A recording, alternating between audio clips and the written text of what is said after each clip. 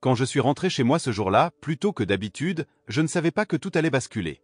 Une panne soudaine dans le système informatique du bureau avait mis fin à notre journée de travail, et j'avais saisi cette occasion pour faire une surprise à Irina. Nous vivions ensemble depuis plusieurs années dans un grand appartement lumineux, et malgré nos routines parfois mécaniques, j'aimais encore l'idée de ces petits gestes inattendus, comme rentrer sans prévenir, espérant trouver un sourire, une étreinte, un moment volé au quotidien. Mais en ouvrant la porte, c'est moi que la surprise attendait. Tout était étrangement silencieux. Il n'y avait ni musique, ni bruit de pas, ni odeur de café. Je me suis dirigé vers la chambre, pensant qu'Irina faisait peut-être une sieste. En entr'ouvrant la porte, je me suis figé sur le seuil. La lumière était tamisée, presque éteinte. Irina était allongée sur le côté, sa chemise relevée jusqu'aux côtes, et juste à côté d'elle se trouvait Max, notre vieux labrador sable. Il était penché sur son ventre, le museau collé à sa peau, la langue lente, méthodique, concentrée. Il léchait une zone précise avec une insistance étrange, presque religieuse. J'ai ressenti un frisson me parcourir. Je ne savais pas ce que je regardais. Max s'arrêta un instant, mais ne me regarda pas. Irina tourna la tête vers moi, sans surprise, sans gêne. Elle abaissa calmement sa chemise, comme si de rien n'était. « Je me repose », dit-elle doucement. Max fait ça parfois quand je ne me sens pas bien. Je ne trouvais rien à répondre. J'ai quitté la pièce sans un mot, le cœur oppressé par une sensation étrange, comme une main invisible qui se refermait sur ma poitrine. Dans les jours qui ont suivi, le comportement de Max a changé. Radicalement point, et elle ne quittait plus Irina d'une semelle. Il s'asseyait près de la salle de bain lorsqu'elle prenait sa douche. Il dormait sur le tapis au pied du lit, se levait quand elle se levait, mangeait seulement si elle était dans la pièce. Et surtout, il m'ignorait. Littéralement. Je pouvais l'appeler, lui parler, m'approcher, il détournait le regard. Il ne remuait plus la queue à ma vue, ne s'approchait plus de moi. Ce chien, qui avait jadis bondi de joie quand je rentrais du travail, m'évitait désormais comme un étranger. Un soir, alors qu'Irina lisait dans son fauteuil du bureau, je me suis arrêté dans le couloir. Max était allongé à ses pieds. Elle ne lui prêtait pas attention, mais lui fixait son ventre, le même point, toujours le même. J'ai voulu plaisanter, détendre l'atmosphère. Il est devenu collant ton chien, ai-je dit à table un soir. Irina n'a même pas levé les yeux de son assiette. Il est juste sensible. Peut-être que je suis de mauvaise humeur, ou que la météo change. Mais c'était bien plus que ça. Max n'était plus un animal de compagnie. Il était devenu une sentinelle. Il montait sur le canapé pour se coller à elle, lui bloquer le passage en cuisine, se lever la nuit dès qu'elle se réveillait pour boire un verre d'eau. Il dormait même parfois sur le lit, entre nous, comme une barrière. Je me sentais comme un intrus chez moi. Comme si Max essayait de la protéger. De moi. Un soir, j'ai proposé qu'on parte tous les deux, elle et moi, dans notre maison de campagne. Rien qu'un petit week-end, point un peu de calme, point un peu d'air. Max ne le supporterait pas, m'a-t-elle répondu immédiatement. Tu te rappelles la dernière fois? Il a été malade. Il n'a rien mangé pendant 2 jours. Il hurlait dès qu'il ne me voyait plus. Je lui ai suggéré de le laisser à ma sœur. Elle adorait ce chien, elle voulait même qu'on le lui confie pendant les vacances. Mais Irina a secoué la tête. C'est tous les 3, ou pas du tout. Plus tard, ce soir-là, je suis revenu de la douche pour trouver Max allongé sur ma moitié du lit. Irina, assise, les jambes croisées, tapait sur son ordinateur portable sans me regarder. « Tu peux le faire descendre ?» ai-je demandé. Elle a à peine tourné la tête. J'ai mal au ventre. Il fait ça à chaque fois que je me sens mal. Il me calme. Je n'ai rien dit point cette nuit-là, je n'ai presque pas fermé l'œil. J'étais là sur le bord du matelas, Irina à côté de moi, Max couché entre nous comme une frontière. Un mur vivant. Au matin, je me suis réveillé lentement, tourné sur le côté, et j'ai vu Max, encore une fois, concentré, penché sur le ventre d'Irina, léchant toujours cette même zone, lentement, comme un rituel. Son regard était étrange, presque humain. Cette fois, j'ai craqué. J'ai pris Max dans mes bras, doucement, et je l'ai installé dans le bureau. J'y ai mis un lit, sa gamelle d'eau, sa nourriture, quelques-uns de ses jouets préférés. Je ne voulais pas qu'il se sente puni, mais il fallait qu'on retrouve un équilibre. Il avait pris trop de place, point entre nous. Max a hurlé toute la première nuit. Il a gratté la porte, couiné, gémi. Puis il s'est tu. Et c'est là que tout a changé. Depuis que Max avait été relégué au bureau, un silence nouveau s'était installé dans l'appartement. Pas le silence tranquille d'un foyer paisible, mais celui, lourd et pesant, d'un vide étrange. Le chien ne gémissait plus point, et elle ne pleurait plus. Il s'était éteint sans bruit, comme une lumière qu'on aurait oublié d'allumer. Le matin, quand j'ouvrais la porte, je le trouvais allongé sur son lit, le museau entre les pattes, les yeux ouverts mais éteints comme s'il attendait quelque chose qui ne venait plus. Il refusait presque tout point et la nourriture restait intacte dans sa gamelle. Il ne bougeait que lorsqu'Irina passait devant la porte. Et même là, il ne faisait que lever légèrement la tête, humant l'air. C'était comme s'il essayait de capter son odeur, de s'assurer qu'elle était encore là. J'ai tenté de lui parler, de lui proposer une promenade. Il me suivait à peine, le pas lent, le regard vide. Il marchait quelques mètres, puis s'arrêtait, le museau tourné vers l'immeuble, comme pour retourner à elle. Une nuit, je me suis réveillé en sursaut et je l'ai trouvé couché juste derrière la porte du bureau, les oreilles dressées, parfaitement immobile. Il n'avait pas dormi, point y elle veillait. Le lendemain, il ne toucha pas à sa nourriture. Ni celle du matin, ni celle du soir. J'ai pris rendez-vous à la clinique vétérinaire. Dans la salle d'attente, Max était prostré, recroquevillé à mes pieds. Quand le vétérinaire entra, il le reconnut immédiatement. C'était le même docteur qui l'avait suivi depuis son adoption, des années plus tôt. Il l'ausculta attentivement, sans dire un mot. Puis il se redressa, croisa les bras. Il est affaibli, mais il n'a pas de pathologie apparente, dit-il. C'est du stress. Une forme de détresse émotionnelle. J'ai hésité, puis je lui ai raconté tout. Le comportement de Max, son obsession pour le ventre d'Irina. Sa distance avec moi, le vétérinaire ne sourit pas, ne haussa pas les sourcils. Il resta silencieux un instant, puis me regarda avec gravité. Vous savez, les chiens perçoivent beaucoup de choses que nous ignorons. Leur odorat est 1000 fois plus développé que le nôtre. Ils peuvent détecter des variations infimes dans la composition chimique de notre corps. Certains réagissent à des inflammations internes, à des déséquilibres hormonaux, à des maladies avant même qu'on en ressente les symptômes. Il s'approcha du bureau, chercha dans une pile de dossiers, en sortit un article imprimé. J'ai vu des cas similaires. Un chien qui insistait sur le sein de sa maîtresse, tous les soirs.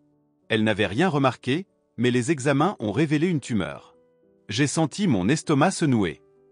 Vous me conseillez de dire à Irina de faire des examens? Ce ne serait pas déraisonnable.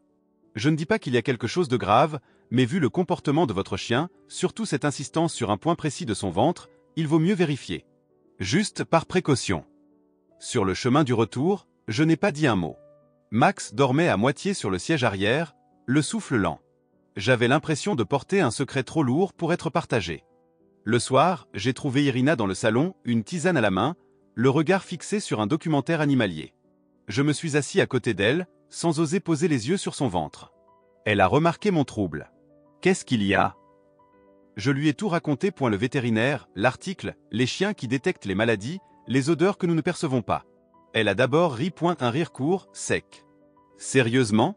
Max comme outil de diagnostic? Tu crois vraiment à ce genre d'histoire? Mais quelque chose dans ses yeux avait vacillé. Une hésitation, un reflet d'angoisse peut-être. Elle s'est levée sans rien dire, a rangé sa tasse, puis est revenue s'asseoir. Le lendemain, à ma grande surprise, elle a pris rendez-vous à la clinique. Juste pour me débarrasser de tes idées absurdes, a-t-elle dit en enfilant son manteau.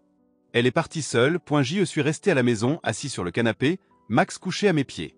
Quand elle est rentrée, elle ne disait rien. Juste un papier dans la main, un sourire pâle.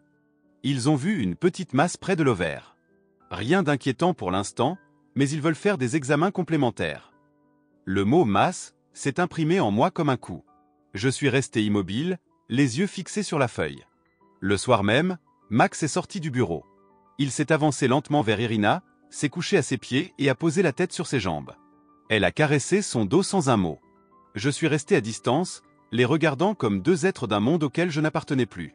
Quelques jours plus tard, le diagnostic est tombé. Une tumeur, petite, localisée. Détectée à un stade précoce, les médecins étaient confiants. L'opération serait rapide, les chances de guérison élevées. Irina n'a pas pleuré, moi non plus. Max.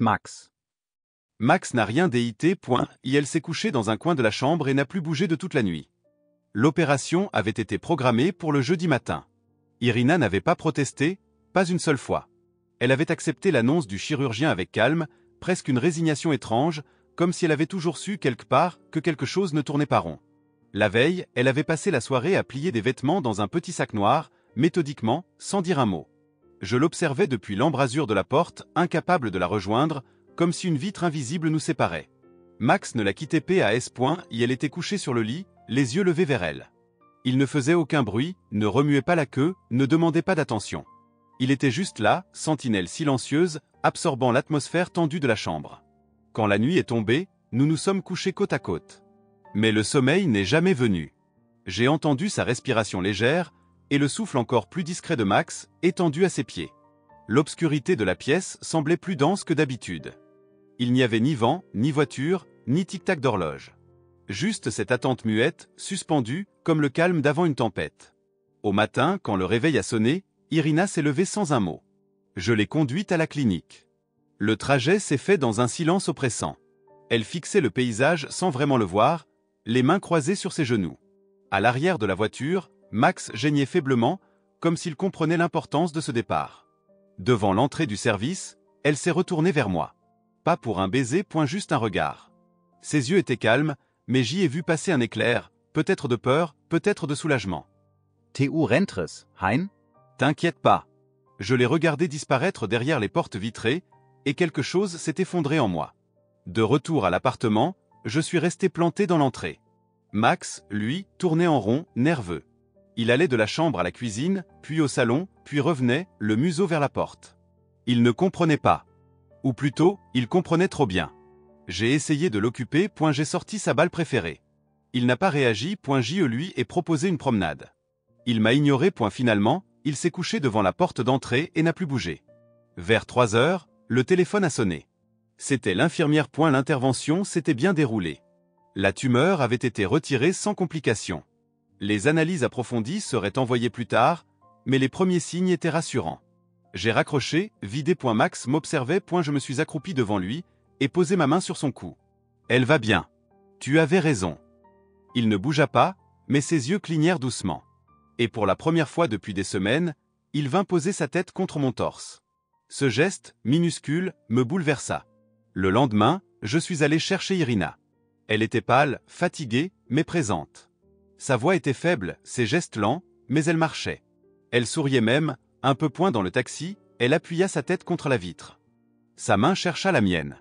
À notre retour, Max nous attendait. Lorsqu'elle franchit la porte, il ne courut pas vers elle. Il s'approcha avec lenteur, posa délicatement son museau contre son ventre, puis se recula et s'allongea. Il semblait comprendre que sa mission était terminée. Les jours suivants furent consacrés à la convalescence. Je cuisinais, nettoyais, m'occupais d'Irina comme je ne l'avais jamais fait. Max restait à ses côtés, paisible. Il ne léchait plus son ventre. Il dormait plus profondément, respirait plus régulièrement. Un matin, Irina se leva sans mon aide. Elle traversa le salon, alla jusqu'à la cuisine, prépara du thé. Je la regardais faire, le cœur serré. Elle était encore faible, mais vivante. Sauvegardée. Elle revint s'asseoir et Max vint aussitôt s'allonger à ses pieds. Elle lui caressa le dos, puis leva les yeux vers moi. « Tu crois qu'il savait depuis le début ?» Je n'ai pas répondu, j'ai simplement acquiescé. Un soir, elle s'est endormie sur le canapé. Je me suis assis à côté de Max, et pour la première fois, il posa sa tête sur mes genoux. Je l'ai caressé lentement, et j'ai senti monter en moi une gratitude immense, silencieuse. Il ne m'avait jamais haï. Il m'avait ignoré, écarté, rejeté, parce qu'il avait senti l'urgence, le besoin. Il avait fait un choix que je n'aurais peut-être jamais compris si tout cela ne s'était pas produit. Aujourd'hui, Irina va mieux, elle sourit plus souvent. Elle parle de projets, de promenades, d'un voyage qu'on devrait faire bientôt. Max est redevenu un chien presque ordinaire. Il joue, il court, il remue la queue. Mais il y a quelque chose dans son regard qui ne changera jamais. Un calme ancien, une loyauté profonde. Une sagesse que les hommes n'ont pas. Je le regarde parfois dormir au pied du lit. Et je sais, y elle veille encore. Ce n'est pas un animal de compagnie. C'est bien plus que ça. C'est un ange, avec des pattes.